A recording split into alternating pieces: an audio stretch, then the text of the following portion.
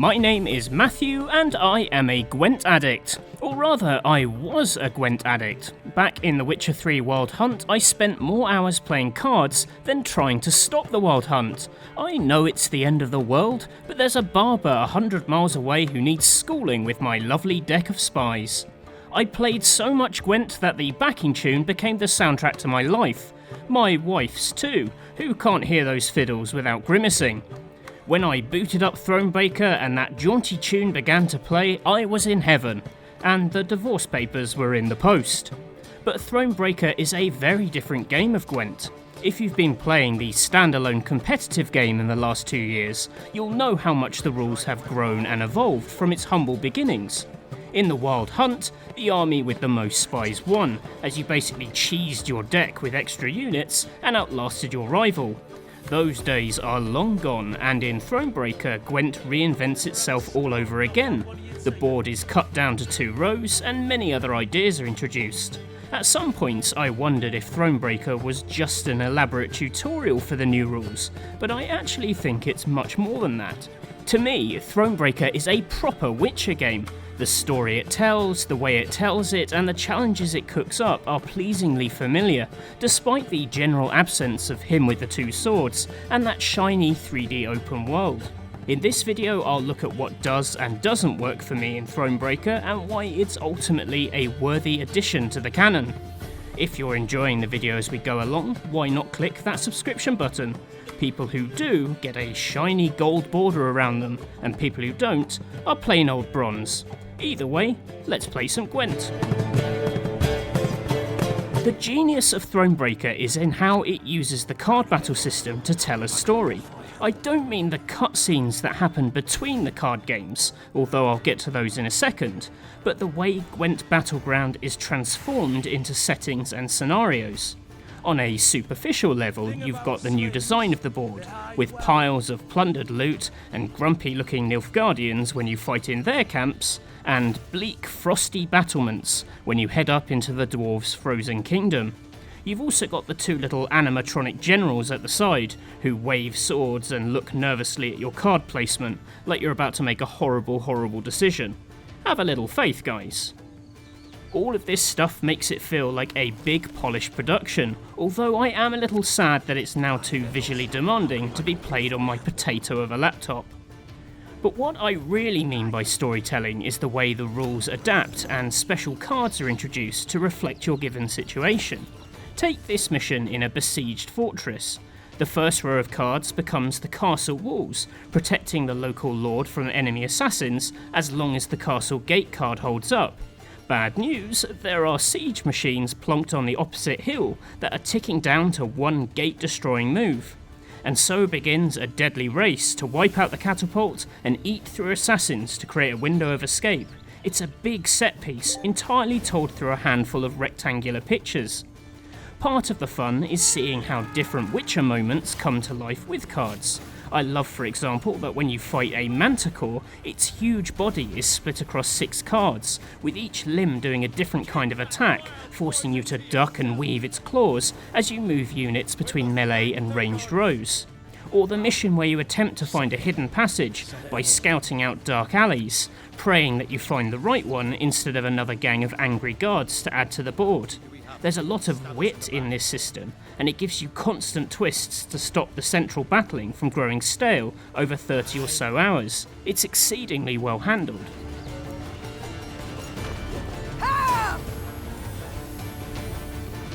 The magic of the Witcher games often lies in the weird stories that pad the world out and allow for humour and oddness outside of the grim campaign. Thronebreaker is no different. There are side stories across the map. Some are solved with simple decisions made on the spot for a handful of varying rewards. Others earn treasure maps that lead you to landmarks to dig up a golden chest. These unlock cards and banners for use in the standalone Gwent game, which is a cute tie-in, if a little immersion breaking. A decorative avatar banner seems frivolous when you've just brutally hung some peasants for eating your supplies. The best distractions, and arguably the best bits of the entire game, are puzzle battles, which give you a fixed deck and force you to think your way out. It might be a battle with cow-flinging rot tossers, where you basically play volleyball with dead bovines so that the carcasses finally explode into meaty chunks on the other team's side. In another task, you are trying to clean out a festering pit of dead bodies with just 7 shots to set off a chain reaction of body burning. It's easily the best crematorium puzzle you'll play this year. Again, it's a showcase for how versatile the card battling is. Some tasks feel like maths equations, where you're balancing damage and buffs to squeeze every drop of pain out of your cards.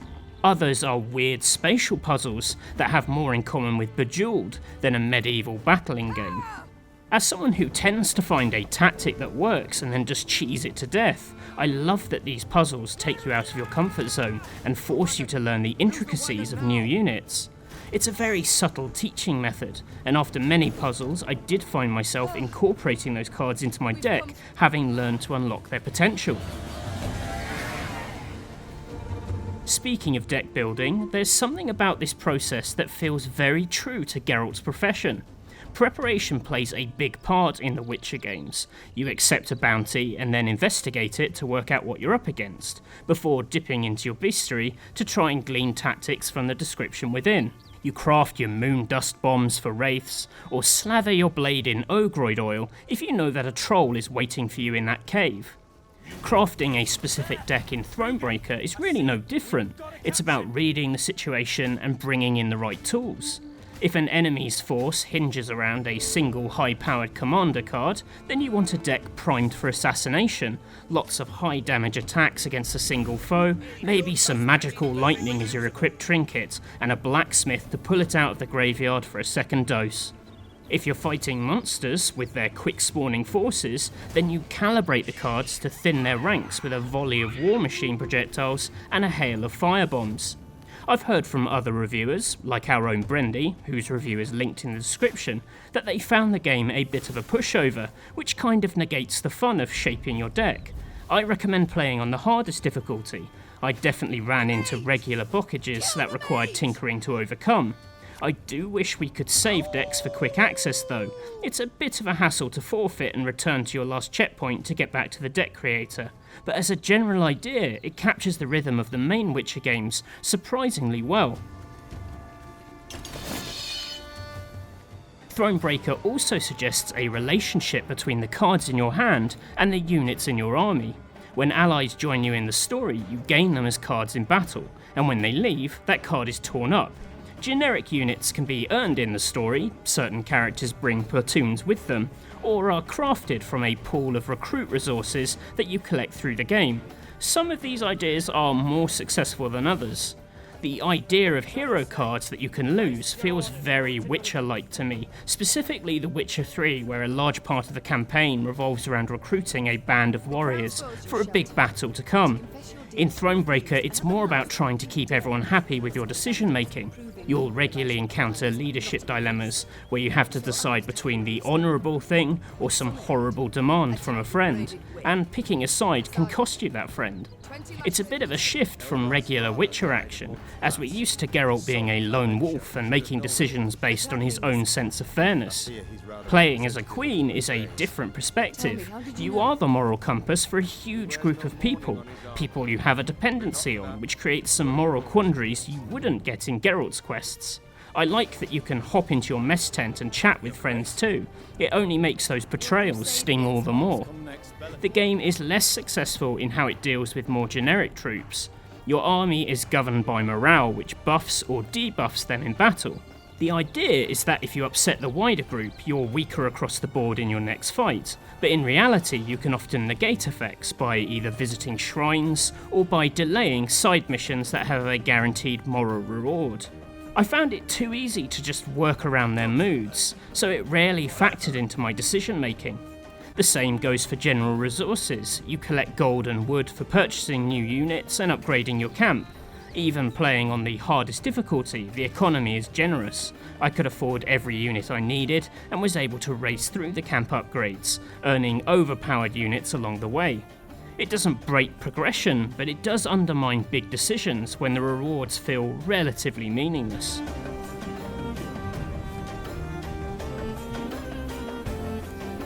Just so, Sir Troll. The Nilfgaardians are a devious lot. Our land they've attacked most treacherously. Clad in black's humans hard. Why no good humans? Big lot armor. You got to. Try morsel of human, you wish? I won't go into the story specifics, but the idea of using a spin-off game to tell side stories in the Witcher universe is a really smart one. Here you play as Meve, Queen of Lyria and Rivia in the Northern Realms. Where Geralt is the outsider, rubbing shoulders with the rich and infamous, Meve is right in the political mix, and it's a great angle to see the world from.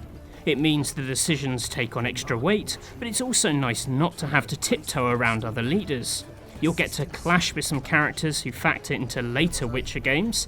This is set some time before in the Second Nilfgaardian War, which means there's a drip feed of references for the fans. A taxidermied unicorn. Strange. What are your orders, Your Grace? Shall we take it? I've no notion what one could possibly do with such a thing. We ride on. Her story reminds me most of The Witcher 2, as it involves warring kings in the Northern Realms. Although The Witcher 3 remains my favourite of the games, I prefer the story of 2 because it feels more grounded. It's a very man-made political bust-up, which is a vibe that carries on here. It's a game about big personalities, and some even bigger regional accents, smashing each other to bits in muddy fields. It also has some nice ideas about parents and children that are more padded out than the stuff with Geralt and Ciri in The Witcher 3. It helps that it's beautifully performed by the voice actors, delivering those rich earthy tones and plain-speaking dialogue that we associate with the Northern Realms. Often the story is told like a radio play, with a narrator filling in all the gaps, but the mix of sound effects and music really brings it to life. Close your eyes and you could be in a full Witcher sequel. Milady, the water tastes of blood. Not like black pudding, mind, but rancid, filthy. Likewise, it feels like you're in a proper Witcher game. Returning to rain-soaked fields is like returning to a beloved childhood home, except your childhood home wasn't on fire as much as this place, and there were probably fewer bodies. At least I hope there were. At first I was worried that the cartoony, isometric world was going to make it feel a bit cute and watered down. There is something very sweet about seeing chickens and pigs snuffling about, or a field of cows blissfully unaware that they'll one day be used as catapult ammo. As you explore tiny weddings, it looks like a mix of Where's Wally and The Witcher. Of course, Where's Wally never featured someone being brutally whipped for insolence. That was more Oddlaw's deal. For a glorified world map, it's stuffed with neat touches. I love the way that after your battles you see bodies scattered about the place. And it wouldn't be The Witcher without some comedy bumpkin singing. Dance till we die, or the sun lights the sky. Dance till we die, or the sun lights the sky. Not quite the chart-topping hit of Pam Param Pam Pam Param, but it might catch on. It's also fun to tour areas not explored in the previous games. You'll get to see Meve's homeland of Lyria and trek up to Mahakam, which is the home of the dwarves. And as a fan of The Witcher 2, I was happy to explore Edirne and see what all those naughty kings were up to before all their assassinations kicked off. If anything, Thronebreaker has plunged me headfirst back into the world of The Witcher, in a way that I didn't think it would. I was expecting a neat frame around a decent card game, but it's actually been shown more love than Yennefer's stuffed unicorn. It reminded me most of the classic Might and Magic Clash of Heroes, in the way that an addictive puzzle game has been spun into a huge adventure, only I'm way more invested in this fictional universe. Even with close to 40 hours on the clock, I long for more of this. I really hope CD Projekt Red come up with more Witcher Tales like this one. I'd love to explore through the eyes of the Scoia'tael, they only get a small villainous turn here, or to spend a whole game in the boots of the mighty Vernon Roach, who is still my favourite Witcher character. How can a man with an outfit that groovy be so grumpy? I'd love to find out. I hope you've enjoyed this run through of Thronebreaker. If you have any questions about the game, pop them in the comments and I'll answer them, or do my best to. If you found this interesting or useful, do show it some love with a thumbs up, or even better, subscribe to Rock Paper Shotgun for more videos like this one.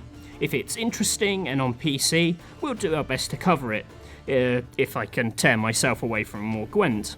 Anyway, thanks for watching, and I'll hopefully see you soon. Bye for now.